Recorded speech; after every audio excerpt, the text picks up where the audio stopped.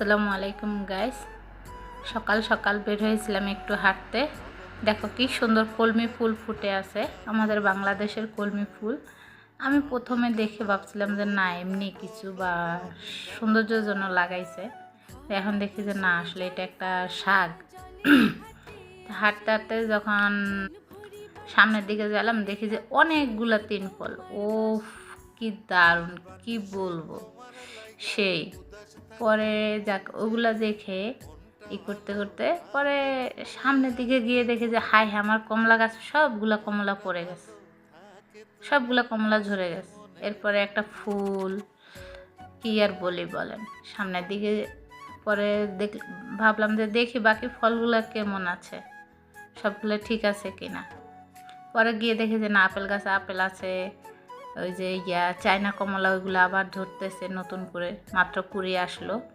তো এভাবে দেখতে দেখতে পরে কই যে আঙুর গাছগুলা দেখি, আঙুর গাছে গিয়ে দেখি সারপ্রাইজ, মাশা আল্লাহ মাশা আল্লাহ, অনেক অনেক অনেক আঙুর হয়ে আছে। আমি প্রায় 2 সপ্তাহ ধরে নামি না নিচে, যার কারণে এতগুলো আঙুর হয়ে গেছে আমি দেখতেই পাইনি। তবে আঙুরগুলো এখনো পাকেনি, যে টক ওরে বাবারে,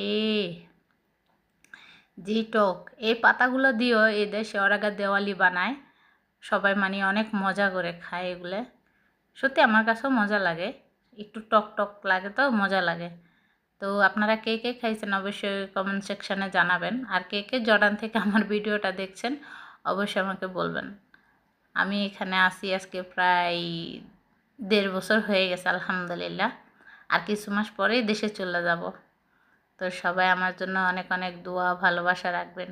এত সুন্দর বাড়িটা ছেড়ে চলে যেতে হবে, তাই বড় কষ্ট লাগছে। একটা খেয়ে দেখি কেমন লাগে। ওরে বাবারে যে টক, একেবারে রু শেষ। এগুলো হচ্ছে আমাদের জাইতুন, মাশা আল্লাহ মাশা আল্লাহ, অনেক সুন্দর হয়েছে জাইতুনগুলা, দেখছেন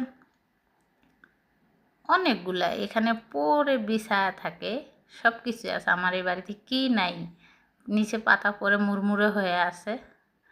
এরপরে উপরে দেখেন একটু ক্র্যাকটাস, ক্র্যাকটাস গাছ, তারপরে যায় ডালিম গাছ, ওই উপরে আরও অন্য অন্য ফুলের গাছও আছে, অনেক সুন্দর।